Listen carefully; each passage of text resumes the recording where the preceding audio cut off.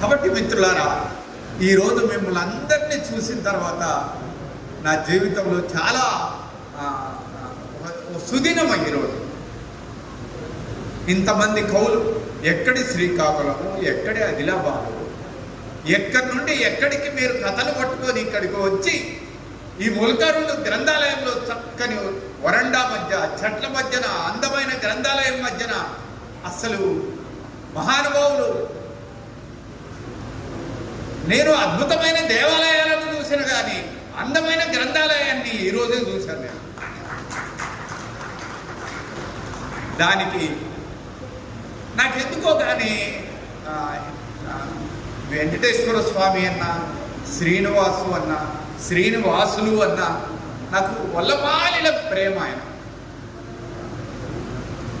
ఏంటి అంత ప్రేమ అంటే, ఆయన చాలా సెక్యులర్ వ్యవస్థకు రిప్రజెంటేటివ్. వెంకటేశ్వర స్వామి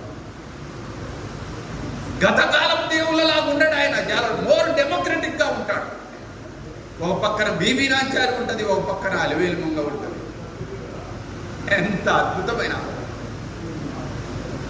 అద్భుతమైన ఫిలాసఫీ చెప్తున్నాడు ఈ దేశానికి ఆయన.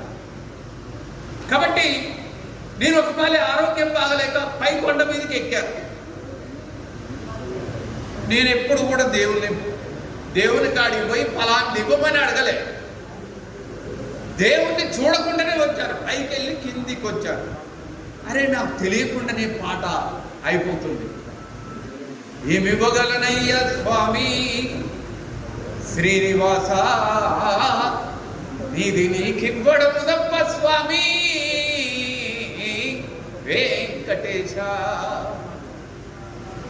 కాళ్ళకు నడయాడు అడుగిచ్చినావు, అడుగులకు సరితూగు ఆటిచ్చినావు, చేతులకు వెలలేని శక్తిచ్చినావు, శ్రమతోటి గెలిచేటి బలమిచ్చినావు, సృష్టి లయలకు శబ్ద గుణమిచ్చినావు, శబ్దముకు రంజిల్లు చెవులిచ్చినావు, అనువను నీ వెలుగులు లిఖించినావు, వెలుగులకు పులకించే కనులిచ్చినావు, నీ పలుకు పలికేటి పెదవిచ్చినావు, నీ స్మరణ చేసేటి స్వరమిచ్చినావు, నా గుండె నాదాలు నువ్వు మీటినావు, నలు దిశలు ప్రేమించే మనసిచ్చినావు.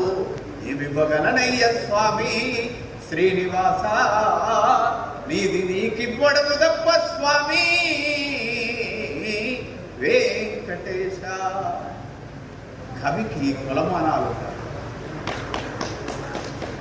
ఇలాంటి అద్భుతమైన పాటలు రాసే నేనే అడవికి పోయినప్పుడు అడవి పాటలు రాశాను. ఎవరో ఈ బిడ్డలు నింగిలో నెల వంకలు, ఎవరో ఈ పిల్లలు అడవి మల్లె పువ్వులు, వాళ్ళ నడుముల్లో తూటాల దండలు, వాళ్ళ నడకల్లో ఎర్రాని జెండలు, ఎవరో ఈ బిడ్డలు దొరల భూములెన్ని పంచిన ఒక్క సెంటు భూమి వీళ్ళు అడగలే, చెరువు కట్టాలెన్ని పోసిన ఒక్క చేరు కంకి వీళ్ళు ముట్టలే, ఆకలి దప్పులు పరిసిరి అడవిలో అన్నలయ్యి తిరుగుతుండిరి, ఎవరో ఈ బిడ్డలు.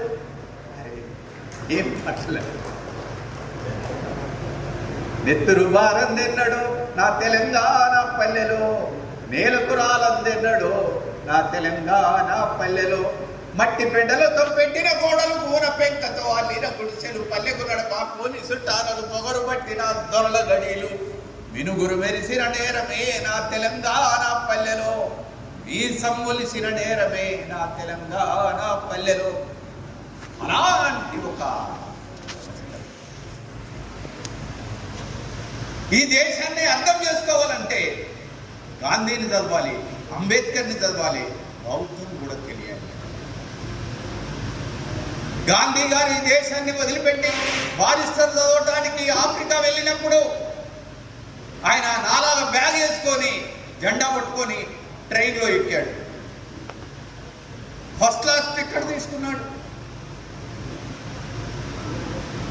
ఓ స్టేషన్ వచ్చిన తర్వాత డబ్బాని మొత్తం కూడా తీసి అంతలు మారేశారు. గాంధీ గారు పిచ్చిగా నాకు టికెట్ ఉందండి అని చూపెట్టారు. వాడు ఏమన్నాడు తెలుసా? Ticket is not criteria, your black, get out రాసుకెళ్ళని ప్లాట్ఫామ్ మీద తోసేశాడు. ఆ అవమానం భరించలేక గాంధీ గారు ఇక్కడికి వచ్చి హోరాహోరీ స్వాతంత్రోద్యమంలో పోరాడి ఈ దేశానికి సుందర సుచంద్ర నందనవనం లాంటి నవభారత నిర్మాణానికి ఒక స్వాతంత్ర జెండా పట్టుకొని పోరాడాడు.